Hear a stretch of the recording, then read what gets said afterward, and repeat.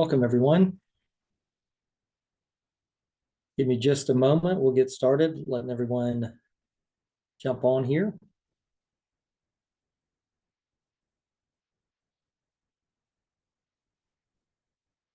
Good morning.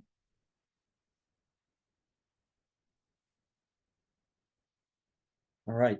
Welcome, everyone, to our latest NASHONOMICS Now, Nashville's Transit Plan. Choose how you move. I'm Jaron Springer, CEO, here with Greater Nashville Realtors. Thank you for joining us today for this very timely panel that includes our guest, Michael Briggs, Nashville Director of Transportation Planning, and Jeff Morris, Executive Director of Nashville Moves, to discuss Mayor Freddie O'Connell's transit plan and also the campaign to educate Nashvillians and promote support for this referendum to pass in November. Please note that a recording of this session will be on Facebook and posted on our website shortly after the event ends.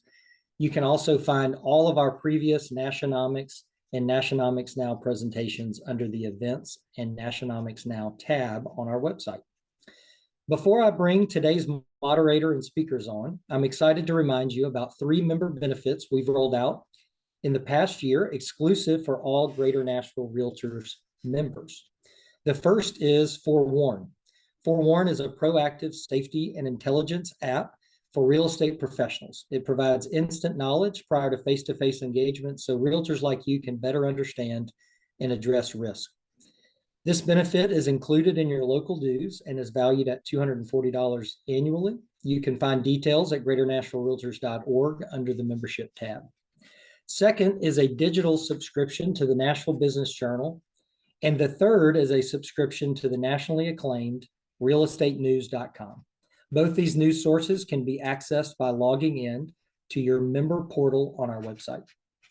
It's more important than ever that members have access to solutions-oriented real estate and business news sources to keep you informed and moving forward. These news subscriptions are $435 annual value and come included in your Greater Nashville Realtors dues.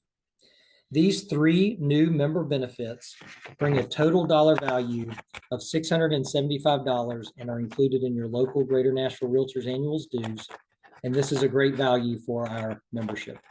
Now I'd like to introduce Greater Nashville Realtors Vice President of Member Engagement, Jack Gaughan, who will serve as moderator today as we hear from our transit panel. Welcome, Jack, and Michael and Jeff. Thanks, Jaron, and good morning to all of you out there, whether it be in the Zoom or on Facebook.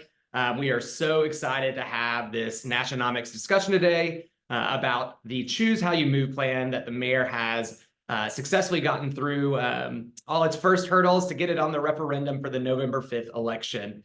For those of you that were able to join earlier this year, our first Nashonomics, we had a discussion on a robust transit plan and what potential it would have for Nashville without actually knowing what the plan would be. So today it's really exciting to have 2 people that are integral into the actual implementation and the decision-making when it comes to this plan. Today we have Michael Briggs, who's the Director of Transportation Planning for the Mayor's Office.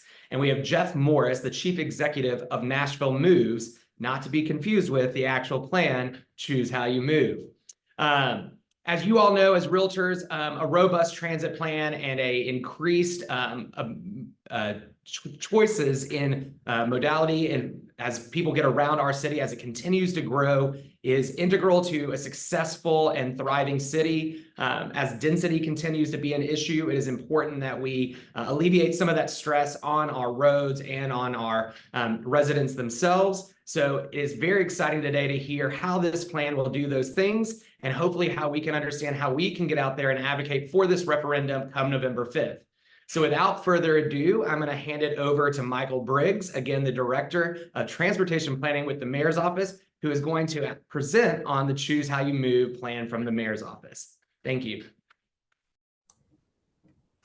All right, thank you, Jack. I want to make sure you all can hear me, okay? Because it looks like I've suddenly jumped in as another participant. So if you all are good, okay, good deal. If we can bring the slides up.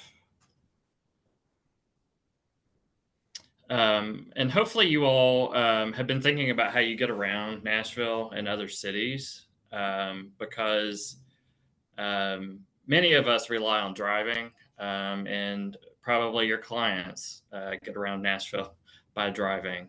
And so even though we're talking about transit being a significant component of the program, Choose How You Move has improvements for all the ways that you get around Nashville.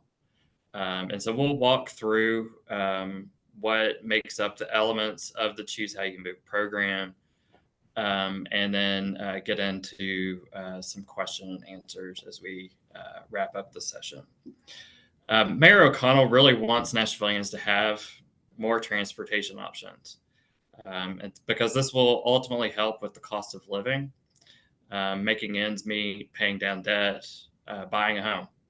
And housing and transportation are the two biggest expenses for most households in Nashville. So this is an opportunity to reduce our transportation costs. So if you go to the next slide, you'll see that on November 5th, we'll have a chance in Davidson County to vote on this.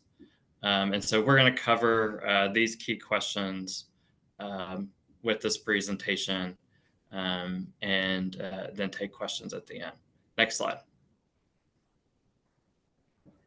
So there's a lot on here. It's not intended for you to read every bit of this, but it's to make sure that you are aware, if you are a Davidson County voter, this will be on your ballot on November 5th.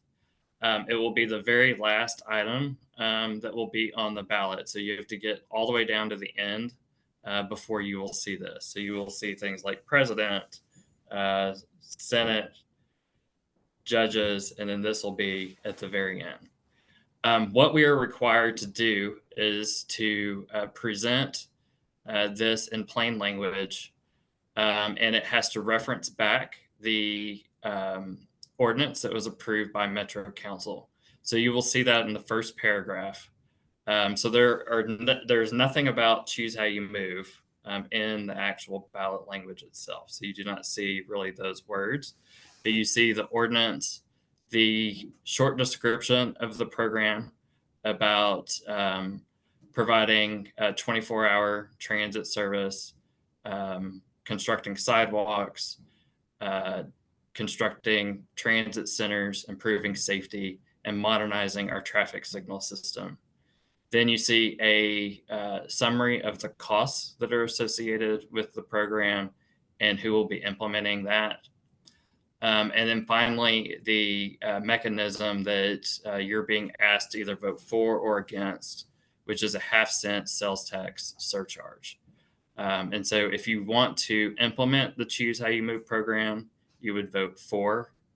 If you do not want to implement the Choose How You Move program, you would vote against. And so that's what you will see on the ballot on November 5th. So the components that make up Choose How You Move include sidewalks. So we really cannot build sidewalks fast enough in Nashville. And Choose How You Move is how we complete our most pressing sidewalk needs. And so 86 miles of them are located on our main corridors. And this is an example of conditions on Dickerson Road, where we have people walking in ditches, trying to cross the street, and it's really unsafe conditions. And these are streets that were widened back in the 1960s and 70s to move cars at high rates of speed. And so we have a lot of development that is now occurring along these corridors, people crossing the street, trying to access bus stops. And these actually end up being some of our most dangerous sections of streets within Nashville. And so Choose How You Move is how we begin to connect and complete our most pressing sidewalk needs. If you hit one slide forward, some info will come up about how we have completed 6 miles of sidewalk last year. And so Choose How You Move will help us to double that going forward. So the second component of Choose How You Move is our signal modernization. And so we've got this slide on here to help us remember how getting on the internet back in the 1990s was, where you had to sit at your computer, log in, somebody inevitably picked up the phone and knocked you off. We have signals in Nashville that use this same technology. So if you think about what we've seen over time, going from like cassettes to CDs to MP3s and streaming, we have traffic signals that are like cassette type technology that is trying to meet the needs of our modern workforce and our modern growth. And it's not working very well. If you click the next slide, please. So we'll be updating nearly 600 signalized intersections to be smart signals. And this will help us learn traffic patterns and manage demand in real time. You've experienced this if you go downtown for a major event, and we have a police officer at the corner with a traffic signal cabinet open, and they're pressing a button. And they're doing a great job of clearing that one intersection, but 2 or 3 or 4 intersections down, it's all backed up. And it's because we can't see what's happening with our traffic on many of our streets. We don't have the analytics that's running behind the scenes to alert engineers and a traffic management center to adjust signals, bring things back online, or to keep them in sync.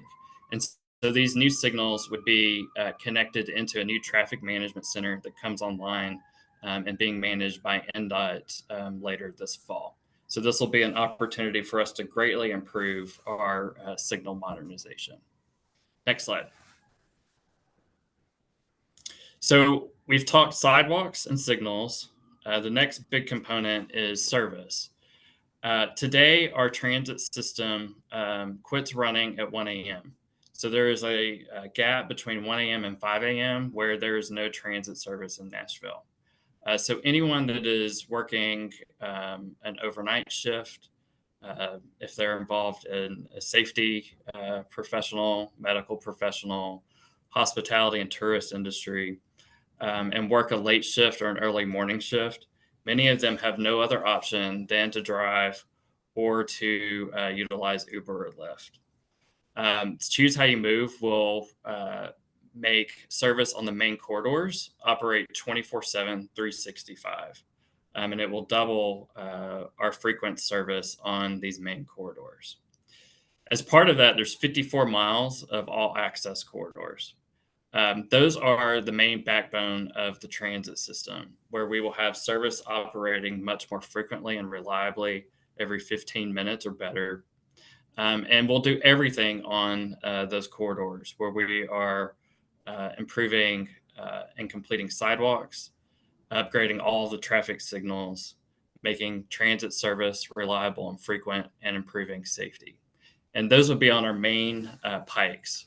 So think about Dickerson Pike, Gallatin, Murfreesboro, Nolensville Road, and then add in some improvements on corridors like West End, Clarksville Pike, and Charlotte Pike to complete out those all-access corridors.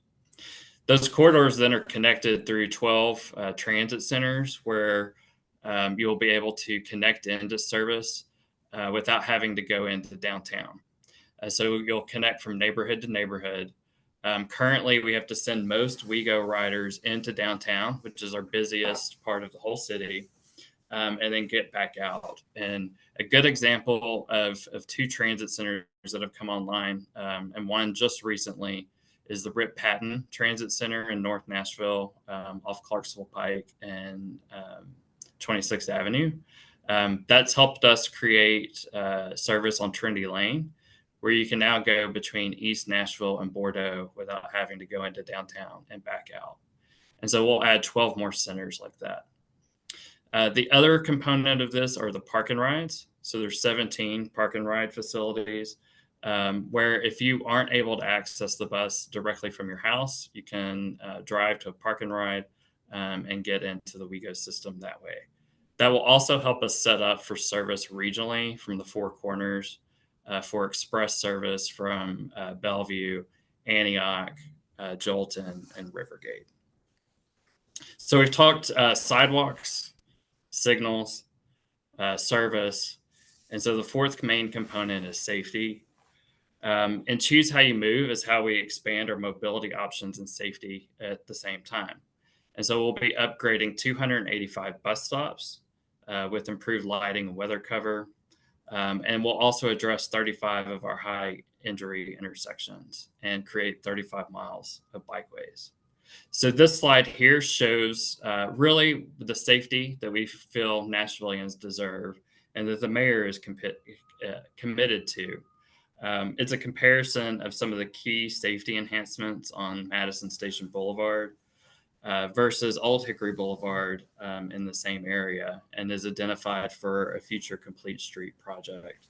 So in the example on the left, there's more protections built in for each transportation mode, and that's if whether you're walking, biking, or driving through that area, versus on the right where there's no protections, and we've got a bus stop that's not connected with sidewalks.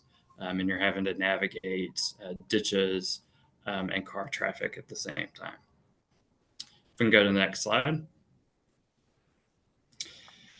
And so you may be wondering where we picked these elements. A lot of what is identified in Choose How You Move is based on a decade of planning and over 70 plans that have been done in Nashville.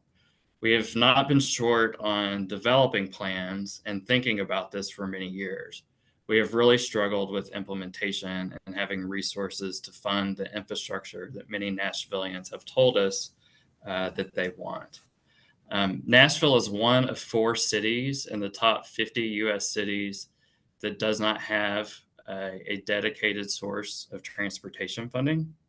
And so it becomes a major challenge for us to leverage back federal money, which we estimate with this program of being about $1.4 billion to complete our transportation infrastructure needs. So this is really a way that we're able to leverage back money that we already pay in other cities like Oklahoma City, Kansas City, Birmingham, all compete very well in this space, and Nashville is not even at the table in order to leverage that money back. So these elements come out of those plans, and we've really pulled the most practical ideas out of those plans and that feedback. And at the end of the day, it's about lowering the cost of living for our residents and meeting the needs of a 24/7 workforce that we now have in Nashville. Next slide. And so this matters because we hear that affordability, and I'm sure you all hear this as you talk to your clients, that that's at the top of mind. And with transportation and housing being the 2 biggest expenses, it's often very difficult for many to make ends meet. Just owning and maintaining a car is now an implicit tax of almost $1,000 a month on a brand new car. So that's when you factor in the car payment, insurance, gas, and saving for future repairs. And so we really want to lower our transportation costs or extend the life of your vehicle or provide additional options so that you maybe don't have to pay for parking as you go downtown and you're able to get around the city a lot easier. Next slide. So in terms of the cost of the program, the way it will impact you in your wallet or pocketbook is that when you spend $50 at Target or Walmart, you'll pay an additional quarter. And that quarter will go 100% to this program. So it's not something that the convention center or other entities can be able to pull from. It must go 100% towards transportation infrastructure. That ends up being about $6 per month for most households in Davidson County. But there's 2 things that are unique about the sales tax surcharge in this instance. One is that the sales tax in our surrounding counties, except Sumner, are already at 9.75%. And Davidson County, it's 9.25%. So it's a 0.5% increase that is being dedicated for this program.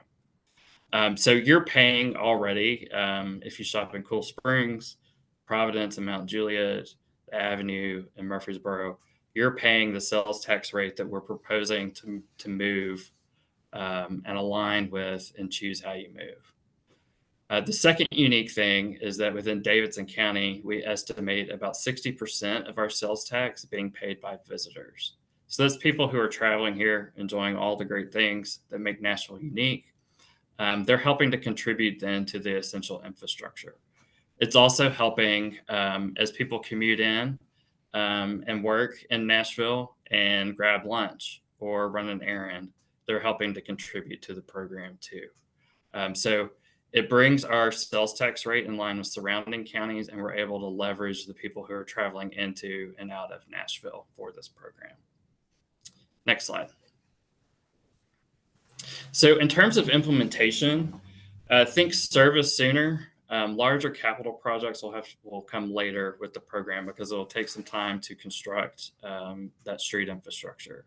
So within the first couple of years, there's things like technology upgrades, programs and expansion of bus service hours that can be done because it's a matter of getting drivers hired and vehicles delivered. As those services are expanded over time, we continue to upgrade the signal network. We begin implementing the all access corridors. So you will start seeing street infrastructure improvements between years 5 and 10, and then having all projects complete within 15 years. Next slide. And it's actually the last slide. So you can find out more about the program at nashville.gov/transit or scan the QR code. The map that is on the screen right now shows you a lot of the services and projects that are proposed. And you'll see that we've got arrows because we want this to eventually be the starting point for a much more significant regional transit system where neighboring counties will be able to connect in. There's also a map on the website that you can zoom into different neighborhoods and see what services are proposed and what projects are also part of the program. So that's all I've got on it, and we'll be happy to take questions a little bit later in the program. Thank you all. Thanks, Michael. Thanks, Michael. Thanks for showing us that great presentation. And for those of you who didn't get a chance to scan that QR code, we will make sure you get it in your email as well as this being recorded. As Michael said, we'll have questions at the end after we hear from Jeff, which is going to talk about kind of the ask as far as what we need to do to get this plan passed.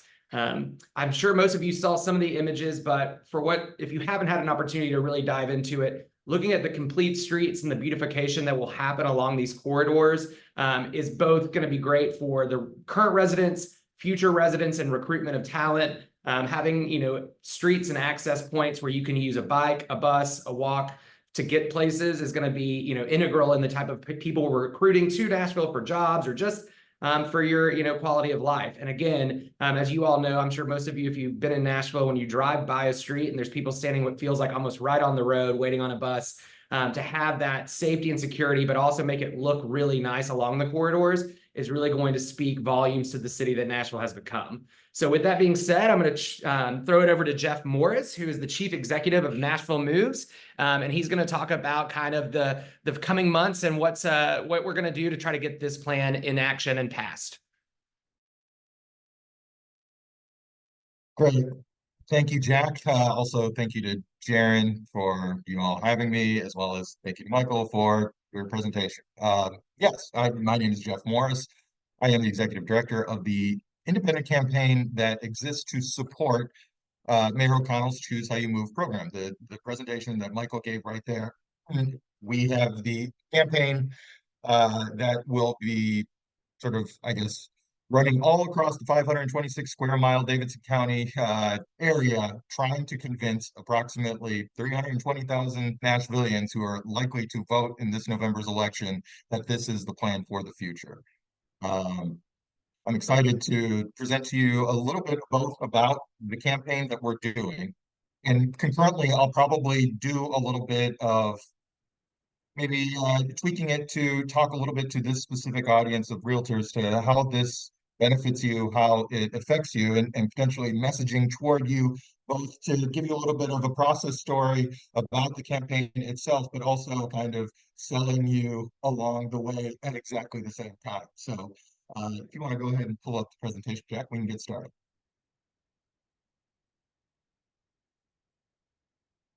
So the thing that you'll see right here on slide number one is the idea, first and foremost, green lights for Nashville, is the idea that we are about as subtle as a sledgehammer when it comes to selling the benefits of this plan to the entire city of Nashville.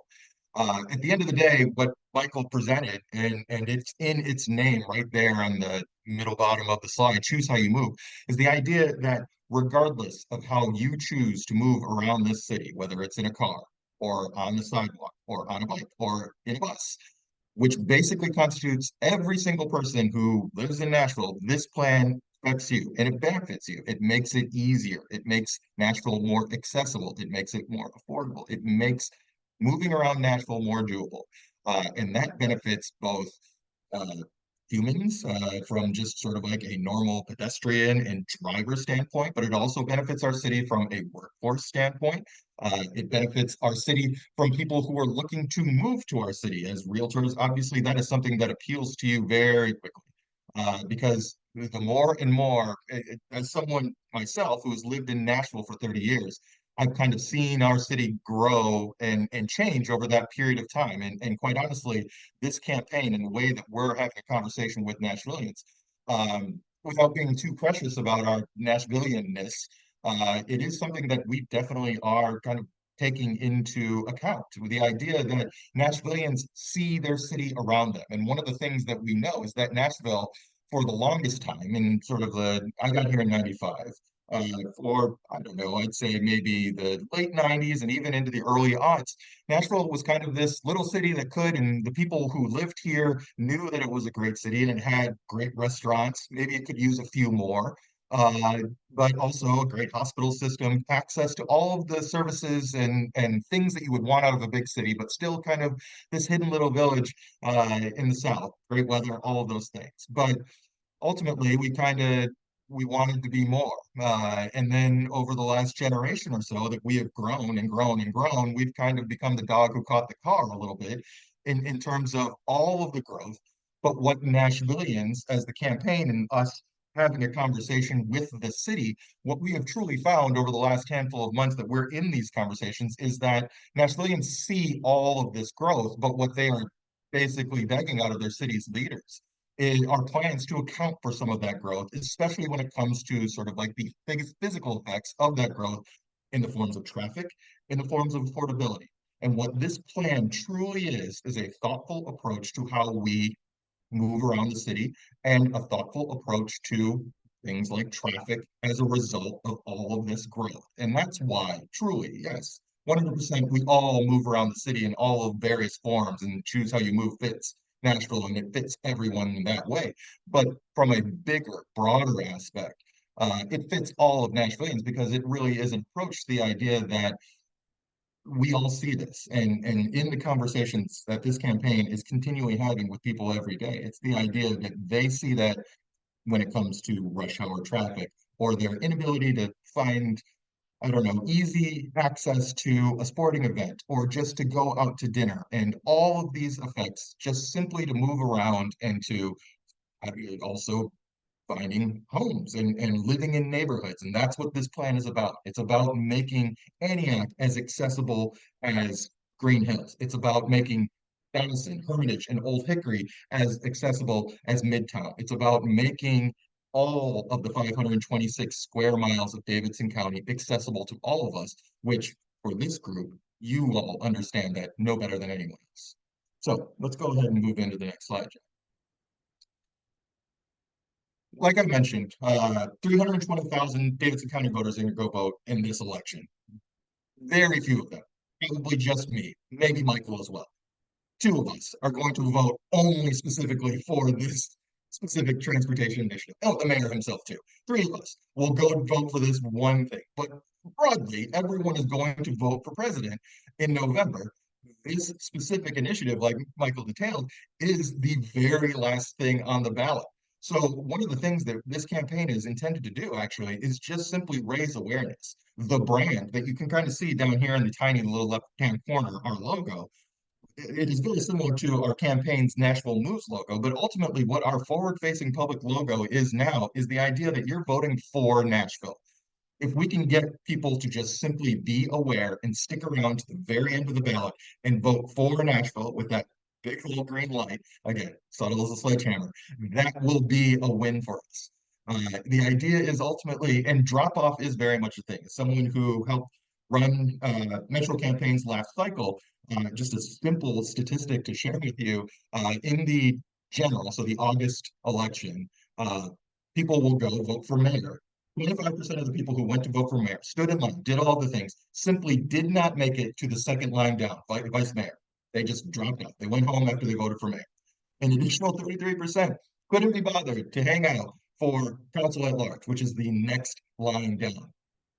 Voter atrophy is a thing, and quite honestly, one of the biggest messages and messaging challenges that we're going to have is the idea that we just simply need to make sure that people are aware, and that's what this campaign is going to do over the next 70, I think 6 days until November 5. And what you will see over the next basically 2.5, almost 3 months, is the idea that we are about to really sort of, I don't know, hit play on kind of a wide and robust messaging strategy across the entire city up until this point, and even really now over the last month of August, so the last 21 days or so. Once we got through the August 1 election, it was difficult for us to be able to message the idea, hey, we want you to go vote for this thing, but not in this August 1 election. We want you to wait until November 5 to vote for it. We kind of needed to get through that first August election to be able to message people really now. And so you're seeing both in our digital and social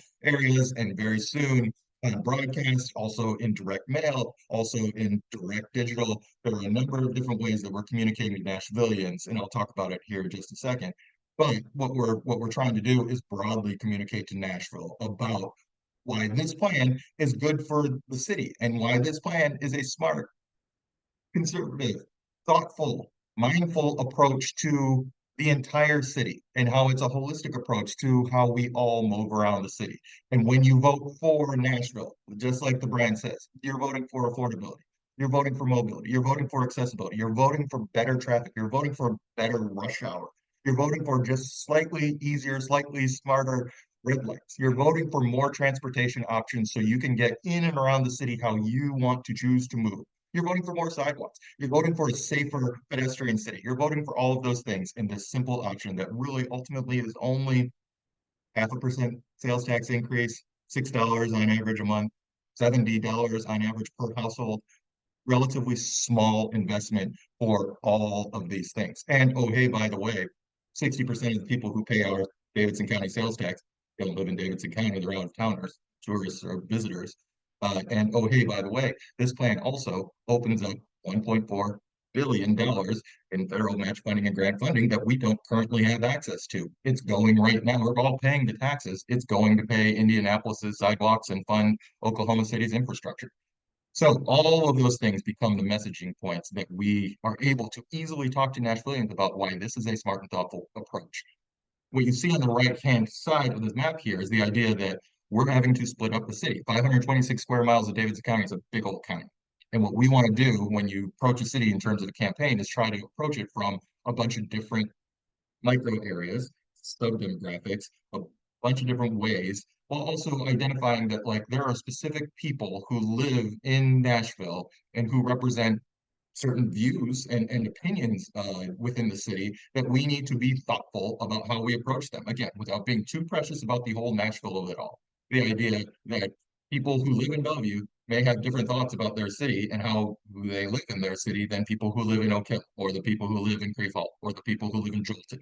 And that those messages, while broadly, we're all still having the same conversation about the same holistic approach to how we move around the city, we tweak, we move, we message a little bit different. And because it's 2024 and we're able to run a smart, modern, digital, and targeted campaign, as well as a big, giant, robust media campaign, we're able to do a bunch of those things. But some of the areas of focus that we have are North Nashville, General Services District, so Donelson, Hermitage, Old Hickory, then swing down to the southeast Antioch area.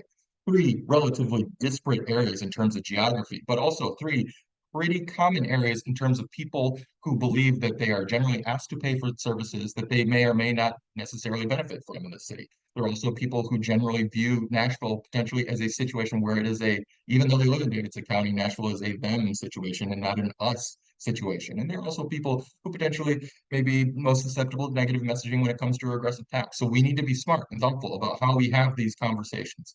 So if you look down below the map, oh, by the way, real quick, Bellevue, Madison, and the Nolensville corridor are also probably targeted areas 1B, if those first initial areas are 1A. If you look down at the map on the bottom, you start to see in a very cute sort of traffic light coloring way what the data has sort of come back and told us how the city views this plan, and then that affects and authors the way that we then reach out and talk to the city itself. You would have heard me talk about this campaign a month or two ago, you would have heard me talk about the 30% of people who are definitely 100% in support of this plan. They voted for the last one, they'll vote for the next one. They're well on board. That number kind of actually stays consistent at 30%. I would have also talked about the idea that there's 30% of people who definitely have no interest in any version of a government plan or any kind of tax increase. They're just out. Regardless of however you sell this thing or wrap it up, or if you show them how it benefits them, they just don't have any interest. Don't talk to me about that thing. I don't like it. That number actually is probably more a little bit akin to 32, 37%. What I would have said also a month and change ago is that we want to talk about the 40% in the middle. What now we've really kind of realized through data assignments is that it's probably a little bit more like the other 30 in the middle that are also interested, they're on board, but they'd be what we're calling soft support. As opposed to them being a persuadable 40 in the middle, it's more like we need to talk to the other 30% in the middle who are softly in support, but will fade into basically the margin of error for defeat if we aren't able to communicate to them broadly over the next 3 months that we're having a conversation on the way up to November 5th. Go ahead and move the slide, Jack.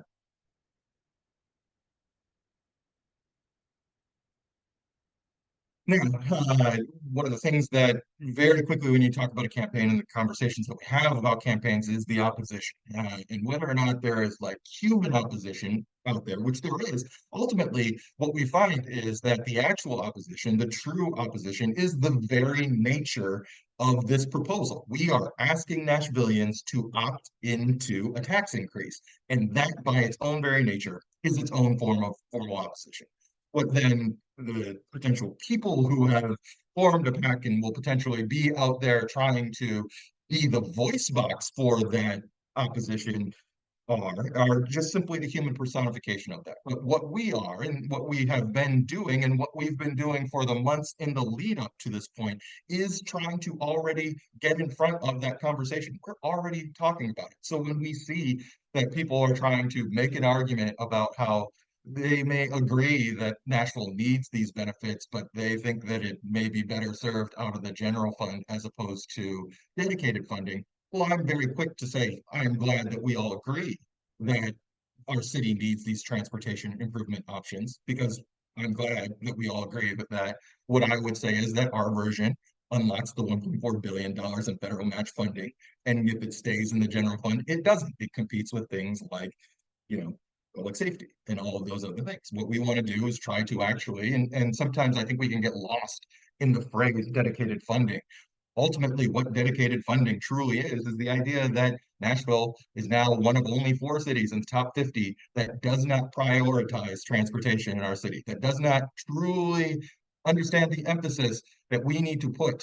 If all of the experts agree that there is an intrinsic tie between accessibility and mobility and affordability, then it shouldn't be a surprise to anyone that over the last generation that we have struggled to answer this question at the exact same time our city has skyrocketed in cost. And for this audience, for the people who are trying to figure out how to sell homes and to find places for people who definitely know all of the benefits that this county and this city and this region have for the entire country to want to come to, you know this better than anyone. So in terms of our key messaging, how do we actually have that conversation? Again, we talked about the idea that this is a smart and thoughtful, it's considerably smaller than the option that we had 6 years ago, but it is a holistic approach to how we get around this city. It's less about the idea that this isn't just, and so many people will attach to, even though Michael talked about a ton of different things, they will just simply attach to the idea that, oh, this is just a WeGo service improvement plan. When in actuality, it's so many more things. It is certainly a WeGo service improvement plan. We're going to decentralize it. We're going to make it easier for people to get around the city. Nashville does not go to sleep at 1 a.m. Our public transit system shouldn't go to sleep at 1 a.m. either. Our workforce doesn't go to sleep at 1 a.m. They need to get around in and around the city. Again, these are all things that we understand from a big holistic approach, but we need to be able to communicate that broadly to the city that it isn't just about this one thing. It's about all of the things. And it's also about the idea that this isn't just a big giant swing at a bunch of different things, but rather it is a thoughtful approach to how we get around the city. And we're doing it actually in a smart way that really begins to address what our true need is. And that is just simply to be able to get around the city easier, for rush hour to be just a little bit better, and for our city to be a little bit more connected. And that, again, appeals to all of the tiny little neighborhoods that exist in this 526 square mile county. And it shouldn't just be about the core. And that's what this mayor talks about. That's what he talked about on April 19th when he presented the plan. And it's what he's consistently talked about over the last handful of months, is the idea that this is about our entire city and bringing all of us together and kind of flattening out the entirety of Davidson County. So it isn't just a couple small areas that rise up in terms of demand and then push everything else out because of that. Beyond that, messaging, holistic plan for our city, paid for by out-of-towners, dedicated funding opens up doors, including $1.4 billion. All of those are the key messages that we talk about. We simply can't afford to continue to do nothing, and we shouldn't. What we're doing as far as the campaign goes, and why we're having this conversation with y'all, why we continue, like Will included, to do neighborhood association meetings and go before groups and organizations and anyone that will basically bother to have us come in and talk about this, is that we're trying to engage the community. As far as the campaign goes, there is an expectation that this campaign will be able to communicate to everyone. We simply can't. We need to actually partner with all of our friends. If you believe what Michael said is truly the future of our city, then you are now a member of our campaign. And we need to deputize you, and we need your help. We need you to help us carry this message. We need you to talk to friends. We need you to tell all of your friends and use your social and come and volunteer and get involved and get engaged with us.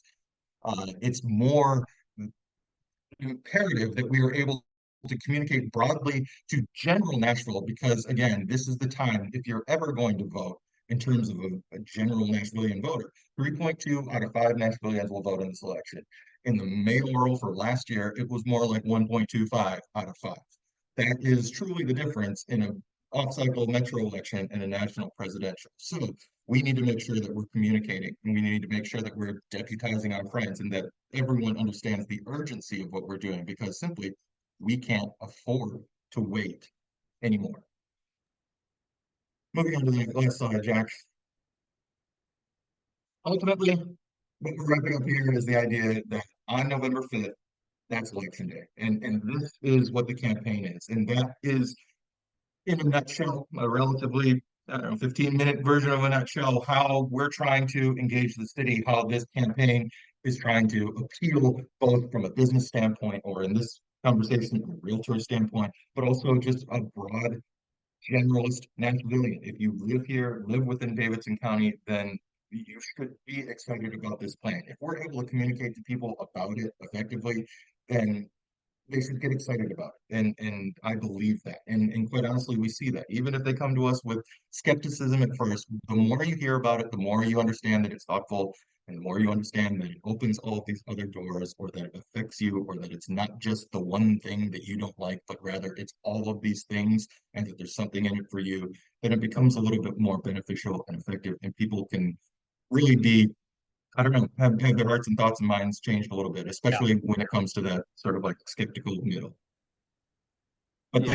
thank you all Yeah, for having me. thanks, Jeff. I mean, you can tell how long you've been involved in this, and kind of the passion driving some of this, that, as people go, there's a lot of people who are whether it's their job or volunteering, are spending a lot of effort in trying to communicate just how important this plan is for everyone. And again, for us realtors, it's important to understand just because you don't take a bus doesn't mean a large portion of our populace isn't currently doing such a thing or taking some other mode of transportation. And again, this is going to open up so many more corridors for people, especially for those that are needing to find accessible housing, to find areas of Nashville that they weren't previously able to access. I personally live in North Nashville, and if you have not had the opportunity to go by the Clarksville Pike Depot that's already been opened, that's part of the new transportation plan, I would highly encourage it. It would give you a great idea of how important these new depots will be. For instance, it will now connect where you can go north and south on Clarksville Pike, but now you can go east and west off Trinity, therefore making it so much more accessible for people that live in Madison and East Nashville to get over to North Nashville and vice versa without having to go into downtown, which then means that people that are working downtown don't have to deal with those buses coming down the road that are also competing against them. So again, whether or not there's always this constant communication you hear from whether it be yourself, your clients about it's a bus issue and we don't ride the bus. It's important that we take ourselves out of that mindset and think about it more from what the role plays for the overall population that is going to exceed, I don't know, 2 million people in 2040, and we won't have the infrastructure. And for those that don't understand, if we don't pass it on this referendum, it would be many years before we could get it on it again, therefore making it that much further down the road, kicking the can that much further, creating a larger problem at that point, probably a problem that we wouldn't be able to solve without spending a lot more money at that time. With that, I'm going to ask a few questions to our panelists so that you guys can get a better understanding of some follow-up information. One being, Jeff, you mentioned messaging and kind of getting the word out there. Is there anywhere for people to go to share social media posts that kind of link it to the plan? Do you guys put that on your Instagram? You know, realtors are very social media driven. We're very on our phones all the time. Give us an opportunity to kind of share this information in a simple and maybe more palatable format. Yeah, so a couple different places. If you're looking for a more detailed, in-depth version, or maybe you want to see maps, or maybe you want to really get into the nitty-gritty of it all, transit.nashville.gov is the absolute perfect place to go to get actually the hardcore details of it. Beyond that, if you look toward the campaign social, I know that my team is doing a great job of now trying to boil things down into sort of like, I don't know, what we call in the marketing biz, stackable versions of everything, nice, short, to the point, punchy versions of content. Also, you know, social content that's like videos, testimonials, and stuff like that. How Nashville moves on Facebook and Instagram, and how Nash moves on Twitter. X. Okay, great. And Michael, I know we touched on it a bunch about the dedicated funding source and kind of just in general. I think some people want to know, you know, you constantly hear, why isn't there rail? Why isn't there this? And I know in 2018, we kind of did some of those things, but why creating a dedicated, you know, funding source? Does it leave the possibility open or make it easier for those types of, you know, transit improvements? Maybe once we have more regional buy-in or more things like that, why is it so important to go ahead and vote for this to ensure that we have those opportunities in the future? Yeah, as we've talked about, we're way behind with our peer cities. And so we've got to start somewhere. And so this is really the first stepping stone of probably a much larger regional transit system that's needed. And when you go to other areas like Denver, you fly in there and there is a rail that takes you all the way into downtown. You know, we looked at something like that with light rail from the airport to downtown. And costs for light rail are now between 400 and 500 million per mile. And it's about 10 miles between downtown and the airport. So when you quickly kind of do the back of envelope math, that's all that you get at the end of the day if you invest just in rail infrastructure. It is one corridor that connects to the airport. And so this is really bringing much of our street infrastructure up to modern needs, the bus system up to our modern needs, and it'll help us leverage back that federal money that we can't compete on. And 10 years ago, these other cities did not have their act together in this space. And so Nashville was able to kind of use its political will to be able to leverage some grant money And in fact, we had a project that was on West End that would have been a bus rapid transit project that leveraged federal money. And we had to give that back because we canceled that project. And that money ended up going to Indianapolis. And so Indianapolis now has our bus rapid transit that we could have had operating here in Nashville, and they've got it running and operating. So if you want to see how that works, you can go short drive north and see what that's like. And speaking of that, just so that everyone out there that's aware, bus rapid transit essentially means the bus goes by you. So it's a lane that has access points where it can go straight down the road. The lights are going to correspond with it. It's going to have its own dedicated lane in jump on, jump off kind of areas. So much more enticing to a person who's sitting in traffic if they see it going by versus a bus that sits right in front of you and behind you. Speaking of, so with complete streets, would that include any type of kind of, dedicated lanes, or is there going to be a timing for dedicated lanes for buses if we're going to be increasing the service amount? Yeah, so the all access corridors are what are identified as bus rapid transit types of projects. And it's going to vary from street to street. So like Dickerson and Murfreesboro, Nolensville and Gallatin all have large segments of the corridors that have no sidewalks. The stormwater, frankly, when there's a bad rain, sometimes will take out a travel lane and drivers are having to go around. And so in those instances, you'll see probably a completely new street at the end of the day that will be rebuilt from curb to curb. The lanes will be reutilized based on traffic flow. The signals will help manage both traffic and buses through there. And then some of the other corridors like West End, which has pretty good infrastructure, it may be more about the lane markings, looking at how we utilize parking and integrate things like queue jump lanes, which is just simply putting the bus kind of ahead of traffic and giving it an opportunity to get a green light first and then getting traffic. And so it makes it much more competitive. And so it's quite a statement to, sit in traffic and see buses going by you and begin thinking, oh, I could actually be on that and get somewhere much easier and not be a stress at the end of the day. Yeah. And for those of you, I know a lot of people like to comment, whether it be, I don't ride the bus currently, or it's just not something I'm interested in. If you actually have never taken the time to ride on a WeGo system, I promise you it is much different than what you probably expect from what you see in 1980s movies of people who go by work or travel in New York City by bus. It's not the same. There are great opportunities for you to be able to do more work, get more done, and also not have to deal with the rising gas prices, but also just the headache of driving in traffic. You actually can probably be productive during that time. So if you never have the opportunity, if you have the opportunity, maybe it's to a Predators game, to a Titans game, jump on a WeGo, jump on a bus, and give it a chance before you kind of make a decision one way or the other on what you think you know about a WeGo. So speaking of that, like Jeff, so what are some things from just like a quick talking point or a quick, like maybe 2-3 lines that you think people are really going to resonate with? I know when I've heard it, things like, as you said, the signalization is going to be a big one for those that drive their cars all the time.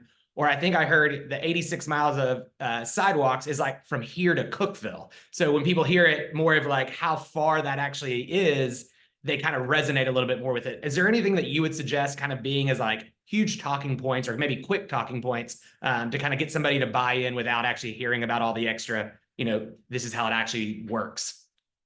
So the $1.4 billion in match funding that we're currently just leaving on the table, that is one that to me is particularly poignant. As far as a little bit closer to kind of the factoid of to the moon, one of the ones that I really like is the idea that Nashvilleians spend on an average 56 hours per year in traffic, which accounts for more than 2 days. We're the 12th worst city in the United States for traffic, according to an independent study. So this plan sort of accounts for that. And the idea is that we're quite literally stuck in traffic. We're stuck in time. We're stuck. And this plan is about getting us out of that. But a couple different versions. My favorites are those, but also 60% of out-of-towners pay local sales tax. Those are some of my favorites. 600 miles, 2/3 of our lights will be upgraded, and it will make it easier to get in and out of the city. Right. That's awesome. Thank you. And Michael, I know that a question we get a lot for those of us that are working, or volunteering in the sphere is, but what about the interstates? And I think there's a missed opportunity to understand that Metro government doesn't have a lot of say on what happens on 440 or whatever, but by us doing these types of improvements, maybe it gets a little bit bigger buy-in from our state legislature that has a little bit more control over those improvements, whether it be widening interstates or creating some type of different access point there. Yeah, so the interstates are really important, particularly for regional mobility. And TDOT has a lot of control over what happens there. And frankly, we're tapped out in a lot of areas of being able to add lanes, and it's so costly. One of the projects that TDOT has proposed, and to throw this into the mix, which uses another word called choice, is choice lanes. So TDOT actually has where they're pursuing some congestion pricing that would happen in a couple of lanes on I-24 between Nashville and Murfreesboro. As part of that, the buses will be able to utilize them for free. And so it would tie into a regional transit system as well for buses connecting to Murfreesboro. And then us utilizing buses on like Murfreesboro or Nolensville Pike, you'd have the ability to flex service into those lanes during that time and get ahead of traffic. So when TDOT completes that project, the buses will be able to flex over into that and be able to make a more direct connection into downtown. Yeah, and that's going to be huge. I think we all know that as a leading city of this region, a lot of our peer counties are waiting to see kind of how we are able to implement these things before they do their own version of buy-in. But knowing conversations that have been had between the mayors and the different chambers, I know everybody's starting to feel the pressure of the growing region, not just the growing Nashville. So by us having some success with this could really speak volumes to these other surrounding areas. I think for those listening, another thing to keep in mind is whether it be from the complete streets, the new depots, a lot of this comes with rezoning, which is going to allow for some new densification, which whether it be on Clarksville Pike or we'll have more affordable housing options. I know the mayor's initiative is to create some more opportunity, whether it be through Barnes funds and things like that. Along these, that is part of the plan, is it not, Michael, to make sure that by doing this, we're really creating a full city, not just a transportation plan? Yeah, so there'll be some work to go back and look at development along these corridors. And I mean, the interesting thing is we're having this development happen anyway. And that's kind of where the market is. And so I've said we've had transit-oriented development occurring, but where we're struggling with is like the affordable housing options or the mixed income housing, and having the tools in place there. And so there's other policies and other programs that will be able to be leveraged into that. But really our big missing piece on some of these corridors has been the developments happening. We're not completing the infrastructure with better sidewalks and better transit service. Right. So those people are getting stuck out in those areas, essentially. Yeah. And then Jeff, I know people, one of the things that they're asked about, and just so everyone knows, again, this presentation will be recorded and we will share the actual presentations. In that slide was the actual language you will be voting on, which again is important that you kind of get an understanding and are able to know what you're looking at. So please, I know somebody asked what it would be. It'll be in there. Share that. Make sure people understand that that's what they're voting on. But Jeff, I mean, ultimately, as you said, we're at a point where there's no other alternative. If there's something you had to leave everyone with today, what would you say as far as vote for, how Nashville moves coming in November? Yeah, no, I think it simply comes down to the idea that we've tried nothing. We have been trying, in fact, nothing for a considerable amount of time. And quite honestly, I think with our own two eyes, everyone can look around and pretty much realize that doing nothing is not working for this city. And so regardless of whether or not people want to nitpick about this thing or another thing or play within the margins, I think that what we really have in front of us here, again, is a thoughtful approach to how we move around the city, and it is a start of a conversation. By its very nature, dedicated funding is the idea. We are going to continue to have this conversation off into the future, and that until we get off of the starting block, we can't do any of the other things that everyone else has sort of posed as an idea for the future. So let's go ahead and do the first thing. that we've needed to do for 20 years now. And then we can start to do all of the other things as well. But yes, let's wait until the absolute very last thing, the only ballot initiative on the ballot. So there won't be any confusion about, oh, do I do yes on this one or no on that one? There will only be one. It'll be the very last thing, and you will vote for the very end of your ballot. Yep. Well, guys, I want to thank you, Michael. Thank you so much for your time, and tell the thanks to the mayor's office for providing you for this opportunity. And same goes for you, Jeff. Thank you so much. I know, you're out there every day doing this and getting this campaign, really a driving force for it. So we in the real estate industry obviously understand how important transportation is going to be for our city to continue to thrive and grow and recruit the type of people and talent we want moving here. So come November 5th, you guys, hopefully you're out there telling your clients, your constituents, your friends, your family, how important this will be for our growing city and that you should vote for.